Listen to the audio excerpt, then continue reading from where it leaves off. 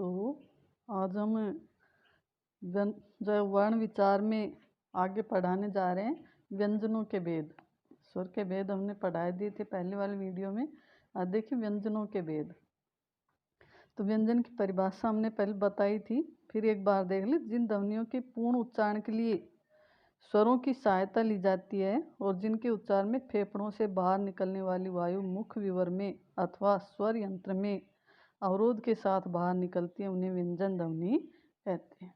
ठीक है, यानी जिन वर्णों का उच्चारण करते हैं तो उच्चारण के समय स्वर की सहायता लेनी पड़ती है और इनके उच्चारण में जो फेफड़ों से वायु बाहर आती है वो मुख में अनेक स्वर यंत्रों से टकराती है, अवरोध पैदा करती है। तो वो कौन से होते हैं? व्यंजन होते हैं। व्यंजन कौन कौन से हैं? वर्णमाला को आप याद रखें।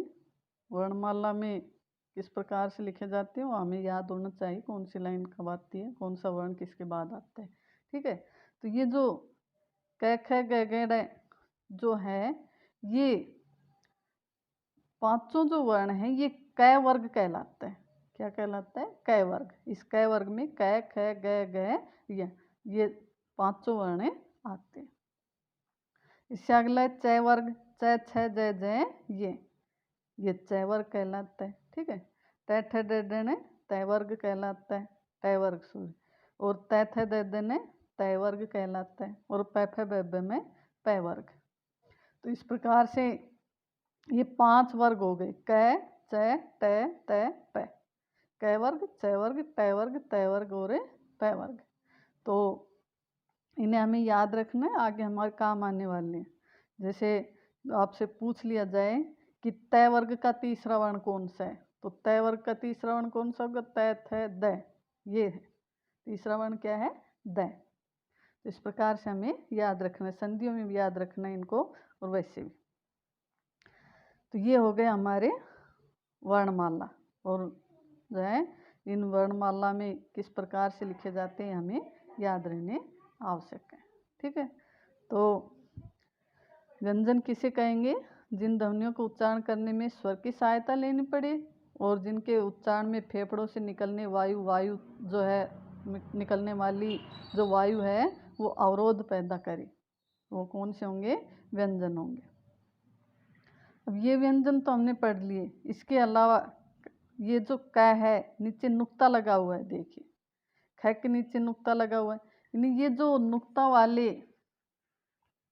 व्यंजन है कौन कौन से? क ख ग ज फ और व। ये विदेशी भाषाओं के संपर्क में आने से हमने ग्रहण कर लिए। ये हमारे वर्णमाला में नहीं है, लेकिन विदेशी भाषाओं के संपर्क में आए तो उनके शब्दों को, उनके वर्णों को भी हमने अपनी भाषा में मिला लिया और इस प्रकार से ये वर्ण हमारी भाषा में आ गए। तो इनको भी याद रखना है। इसके अलावा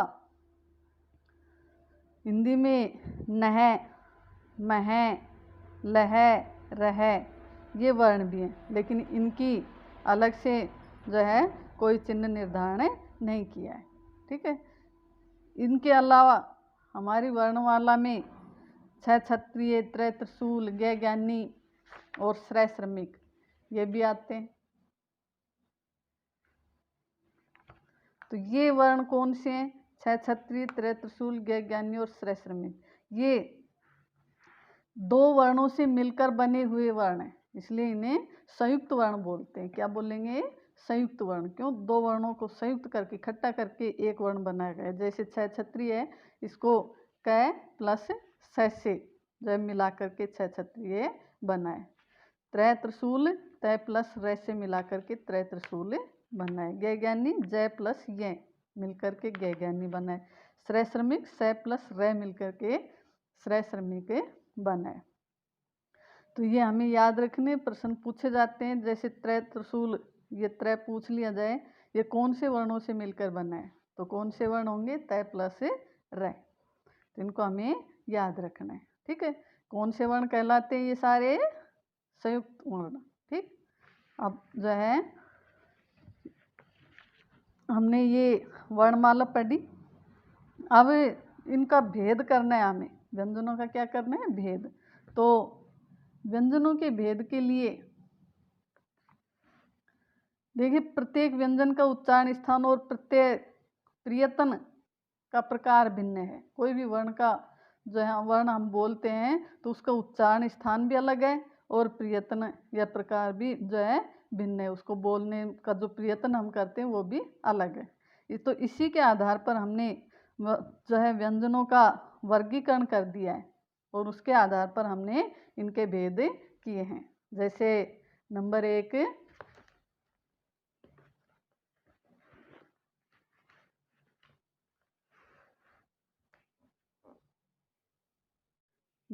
उच्चारण स्थान के आधार पर व्यंजनों का वर्गीकरण। उच्चारण स्थान के आधार पर इन व्यंजन ध्वनियों का उच्चारण करते समय हमारी प्राणवायु किसी न किसी मुख अवयव से टकराती है। उस अवयव को व्यंजन का उच्चारण स्थान कहा जाता है। ठीक है, कोई भी व्यंजन का उच्चारण करते हैं तो हमारी जो है प्राणवायु या वायु या जीव्या किसी न किसी स्थान पर जाकर टकराती है। उसी आधार पर इसके भेद कर दिए गए। तो उच्चारण स्थान के आधार पर व्यंजनों के भेद देखिए कौन कौन से हैं। नंबर 1 कंठ। अब देखिए ये हमें अपने मुंह की तरफ ध्यान दे करके करना है। हम जो बोल रहे हैं उसमें हमारे मुंह के कौन कौन से अवयव काम कर रहे हैं, तो उसी के आधार पर हम इनके भेद कर लेंगे। तो सबसे पहले नंबर पर आता है हमारा कंठ। क्या है? कंठ। कंठ के बाद आता है तालव। यानी कंठ आएगा, कंठ से ऊपर क्या है? तालव। तालव कहाँ है? हमारी जिह्वा के बिल्कुल ऊपर का हिस्सा। क्या कहलाता है? तालव। उसके बाद मूर्धा है। मूर्धा क्या है?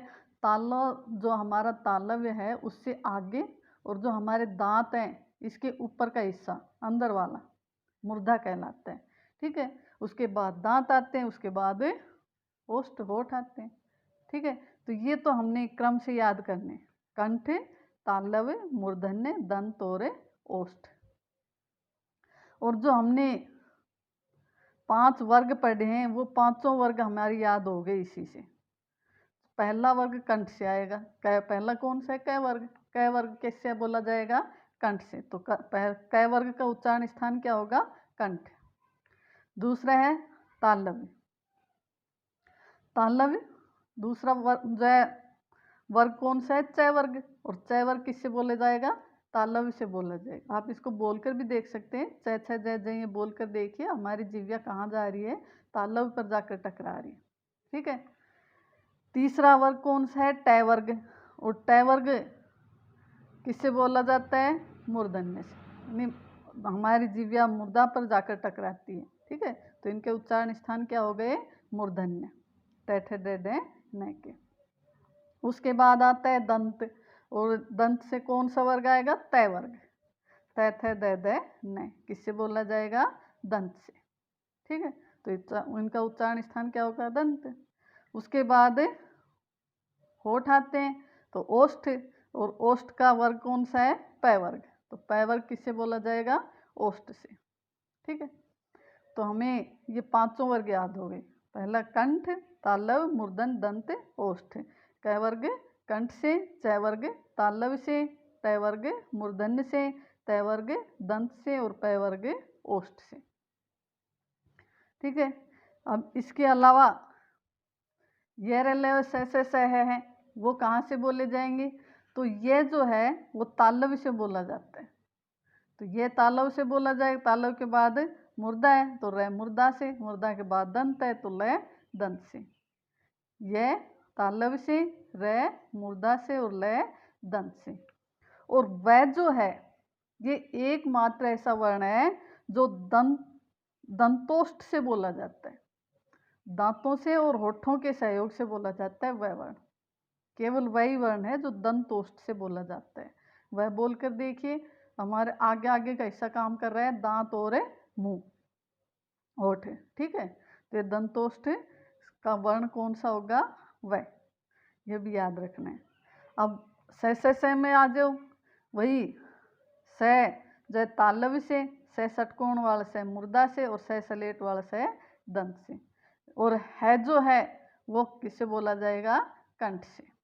ठीक है किससे बोला जाएगा? कंठ से।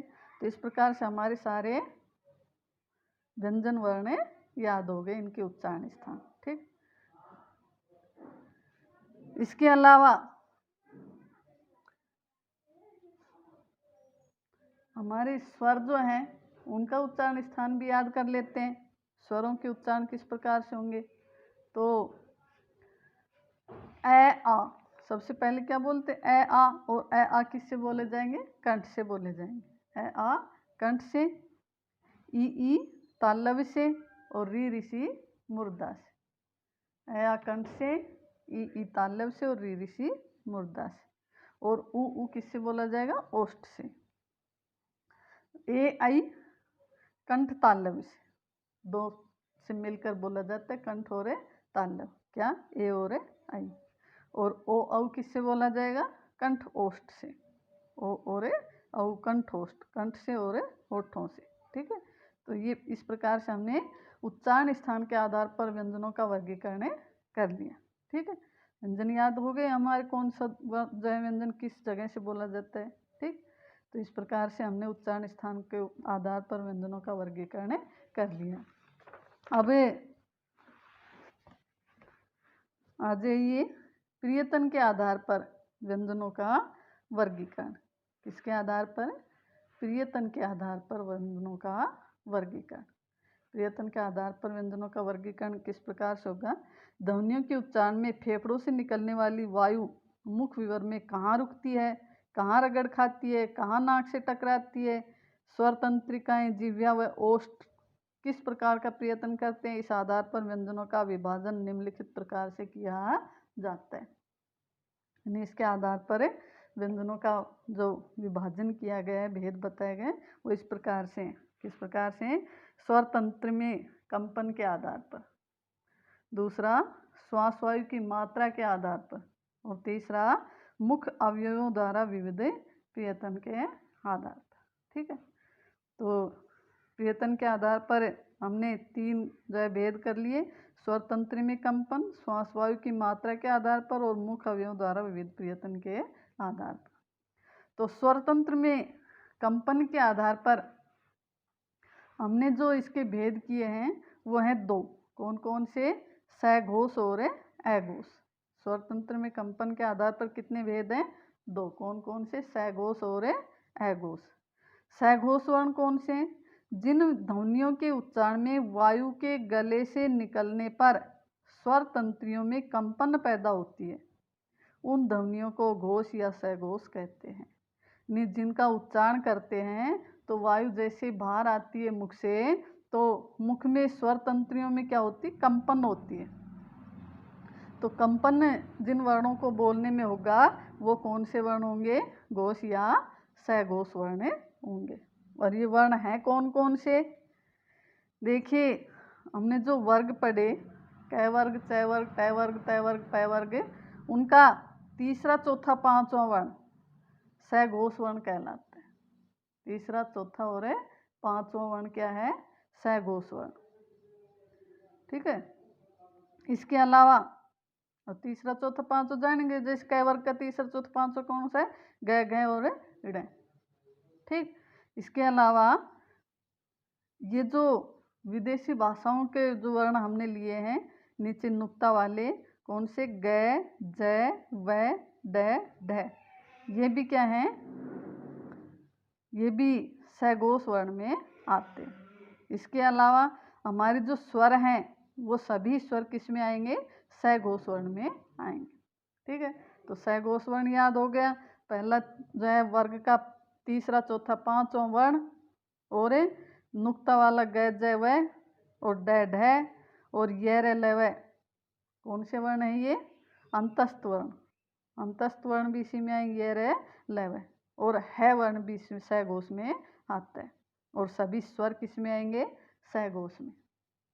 ठीक है, अब अघोष में क्या आएंगे, जो बच गए हुआ है तो उसमें आ जाएंगे। तो अघोष वर्ण जिन्हें ध्वनियों के उच्चारण में स्वर तंत्रियों में कंपन पैदा नहीं होता, वे अघोष ध्वनियाँ कहलाती। और हिंदी में अघोष ध्वनियाँ कौन कौन सी हैं, वर्ण कौन कौन से हैं, क, ख, च, छ, ट, त, तै थे पै फै, ये किस में आएंगे? ए घोष में आएंगे। यानी वर्ग जो है कै वर्ग, चै वर्ग, टै वर्ग, सभी वर्गों का पहला दूसरा वर्ण किस में आएगा? ए घोष में आएगा। वर्ग का पहला दूसरा ए घोष में और तीसरा चौथा पांचवा स घोष में।